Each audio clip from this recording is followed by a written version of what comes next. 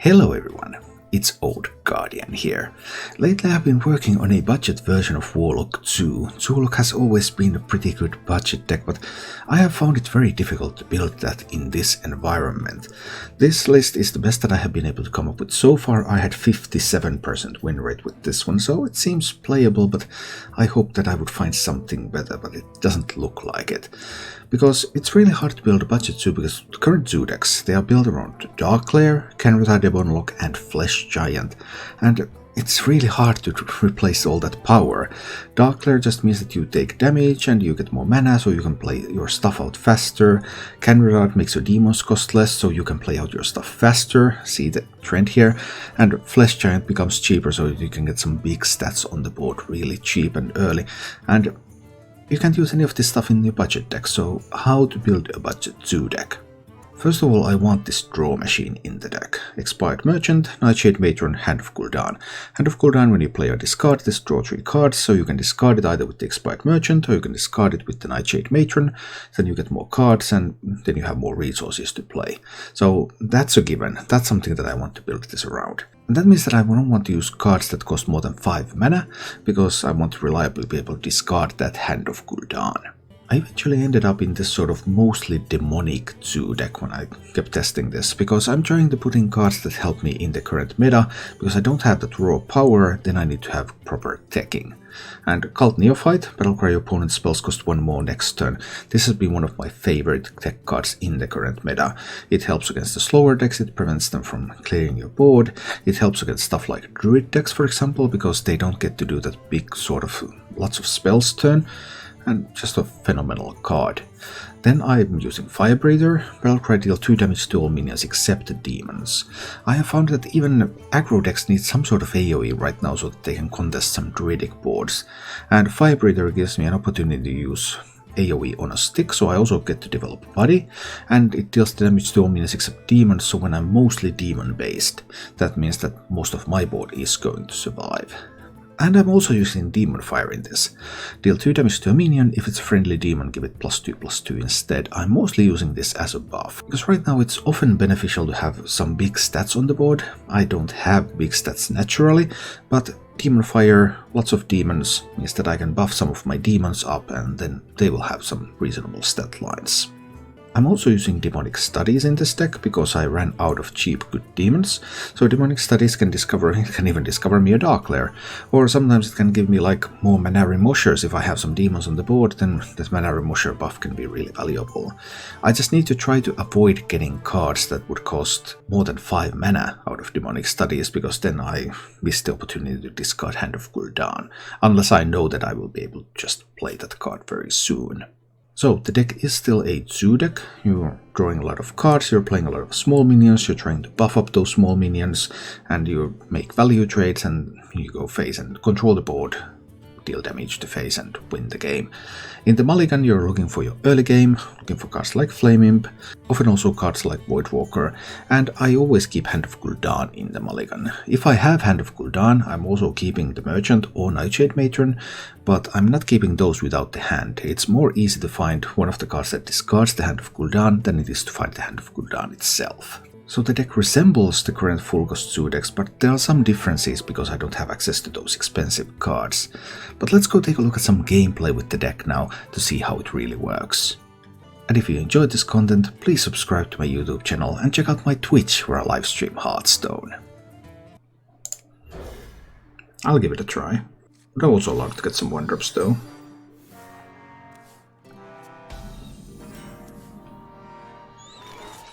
Oh, that's a 1-drop.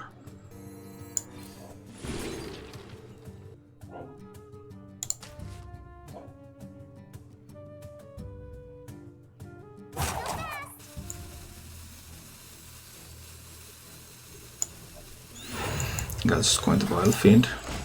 Let's see. What would you change in the deck? If I knew, I would have changed it. Of course. I'm just testing it right now. I can't know what to change yet. It's not that far. That's a little tough.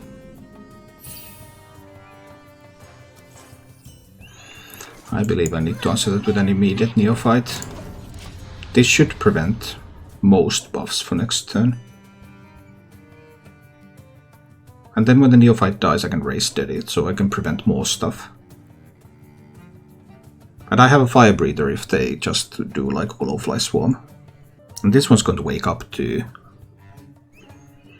So I should be able to handle this board now.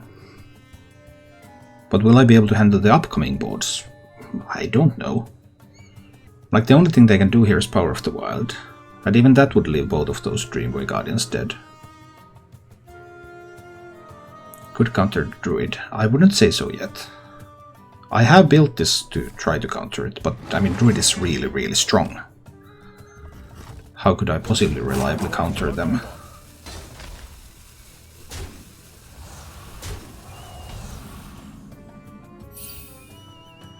Very daring moves from the Druid. Do I raise this already? I don't think I will.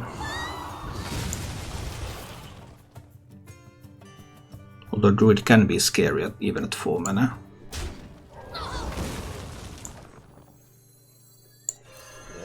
But I think I have to trust in my demons now.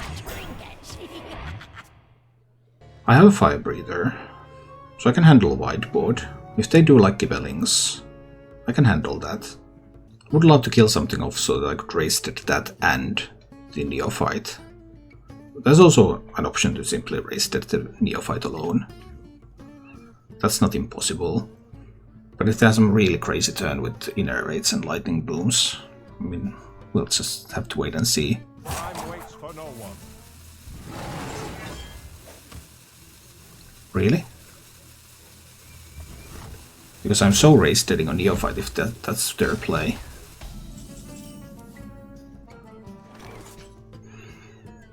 Okay, we're totally race steading on Neophyte here.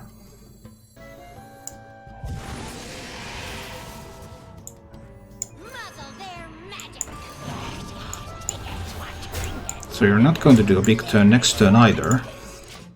If you didn't want to do one this turn, I'm not going to let you do one next turn. But I have only 9 damage on the board, so that's not enough yet. I would need more.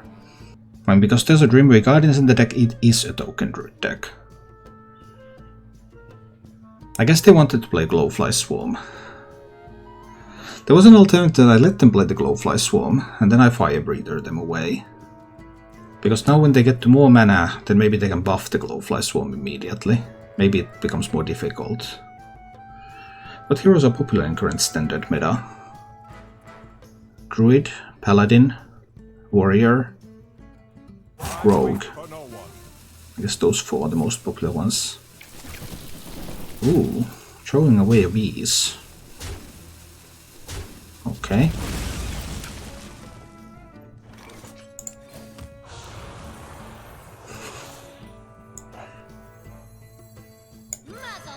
I mean, we are playing another Neophyte, right? They can still get the Glowfly Swarm though, and Neophytes are not demons, so they do die to the Fire Breather.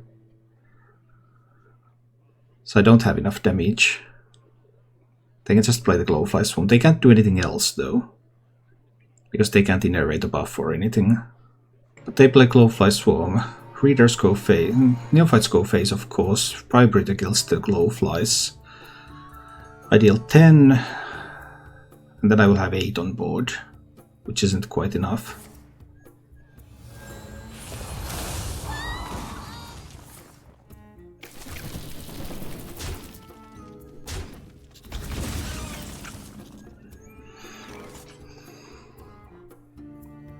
Now I can only deal 6.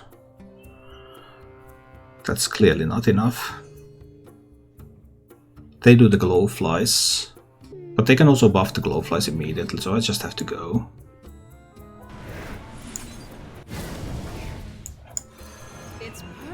I just have to go here. Deal the damage that I can. I have 10 on the board, so I need a more Sheriff or Lethal. Or Wicked Whispers. One or the other. Because now they can get the Glowflies and they can buff them on the same turn.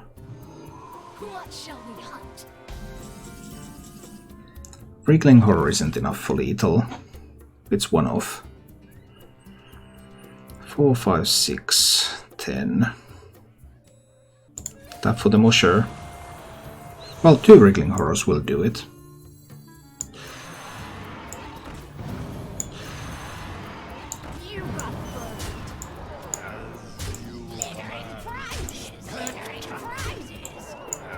And dead. Voidwalker and Maniac aren't that strong, but we'll see. Rogue is on the coin. That's a little scary. They kept only 1 card. Wriggling Horror is good though. Wriggling Horror can help. Let's see what kind of rogue this is.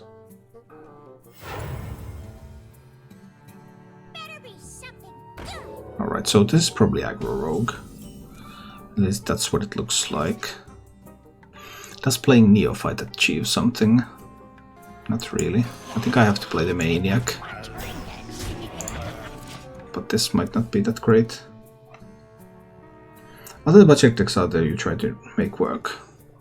Well, have you seen... I have 4 budget decks ready right now. There's the Aggro Demon Hunter, Token Druid. Then there's the Aggro Paladin. And what was the 4th one? I forgot. Well, it's on my Reddit thread and on YouTube anyway. I have a Face Hunter list that needs to be tested. Then I have this zoo that I'm building. Then there's some Priest decks. Priest seems to be the only control deck that you can possibly make work on a budget. None others have any chance. Yeah, Aggro Rogue, true. Aggro Rogue is one. So if they buff the Sneaky... Do I have to just raise it already? Oof, I would love to raise that 2 taunts. But they can Nitro Boost poison the Sneaky to kill the Midway Maniac. Whereas if I raised it now, I get the Voidwalker back. No, I think I need to play this one now. They'll probably kill this Midway Maniac. Then I can raise it to 2 taunts. I think that will be preferable. They can't play Backstep because this prevents them from doing so now. I could also raise this one back. That's what I'm going to do. This one goes over there. Then it's time to raise it. So I get the Neophyte back.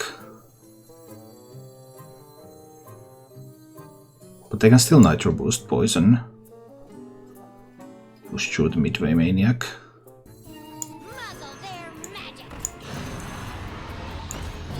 That happens if it happens. We'll see. But yeah, overall I think there are quite a lot of budget decks that can actually be built right now. It's just extremely frustrating and difficult work, so no one else is doing it. But I think the possibilities are there.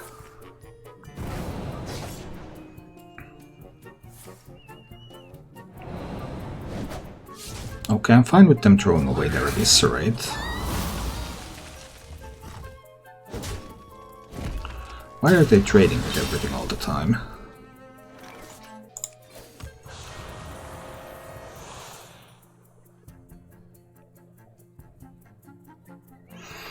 Not good.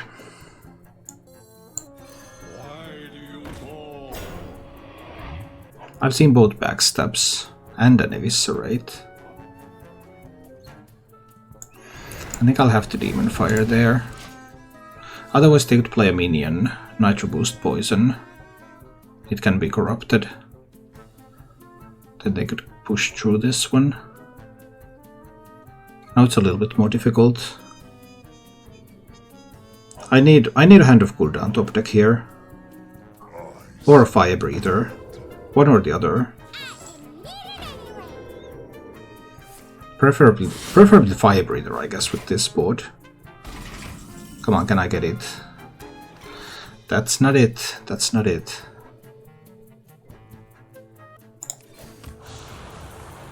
That's not it either. No. Oh. That's tough. It's unlikely that the rogue deck would have sap. It's possible, but unlikely. Highly Ascora. I need to do it like this.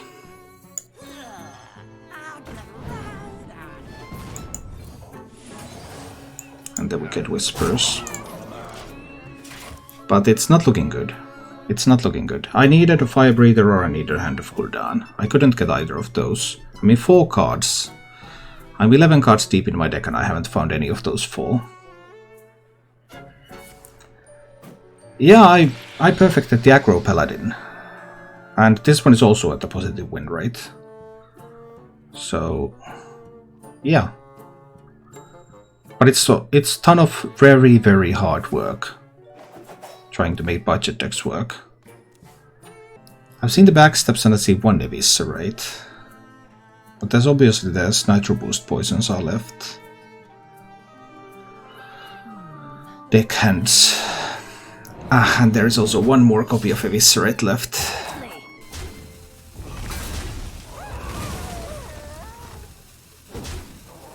Okay.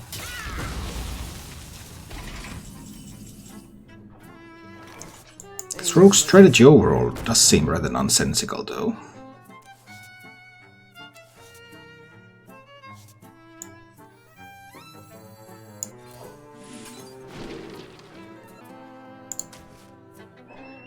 I guess we'll do the Chaos Gazer.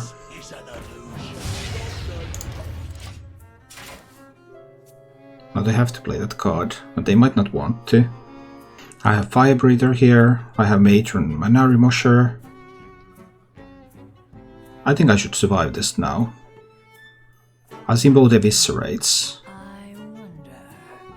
If they play Stealth Minions I can just Fire Breather them away. Chandies would be the best card they could have, but it's not necessarily even in the deck. I guess Steel Dancer could do something to you. But with both backsteps and both Eviscerates spent, there's no simple way to kill these. Like, it's South deckhand. With a buff. Steel Dancer was an option. Zigzor? Okay. That could go places.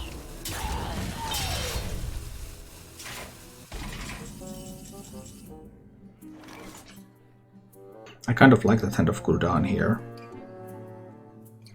Killing off that Steel Dancer.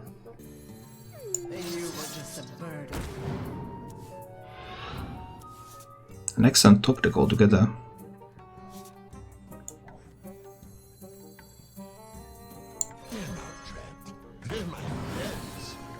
So this one kills the Steel Dancer, while Mosher buffs up this one. And it goes to the dome. So I go to 28. So now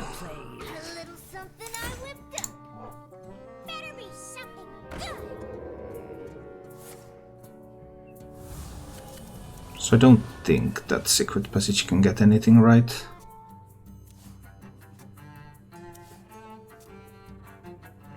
Everything but the 1/3 would have to die.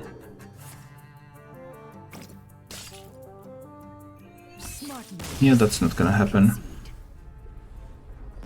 Thank you for watching. If you enjoyed the show, please click the like button and subscribe to my channel for more.